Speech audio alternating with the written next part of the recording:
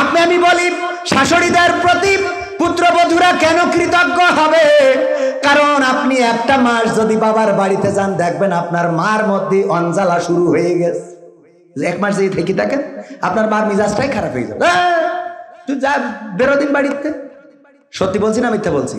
অথচ আপনি ছেলের বউ আর আপনার শাশুড়ি আপনার নিয়ে বছরের পর বছর সংসার করা। শুধু না, আপনি যাই যদি 10 দিন হয়ে যায় শ্বশুর বা বাবার বাড়ি, শাশুড়ি ফোন দিয়ে বলে, বোমা তা বাড়ি এসো, এ বাড়ি দেখি রাখবে কিনা, বলে না? বলে না?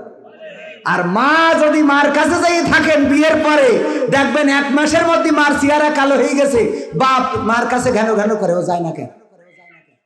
খেয়াল করি দেখবেন। সত্যি বলছি না মিথ্যা বলছি? তাহলে আপনার রেসপেক্ট থাকতে হবে কার পরে? শাশুড়ির পরে। যে পরের মেয়ে আপনাকে মেয়ে মনে করেছে, আপনার মা তো আপনার বিয়েতে কাটিং করতেছে, তাও দিন দূর হয়ে যাও।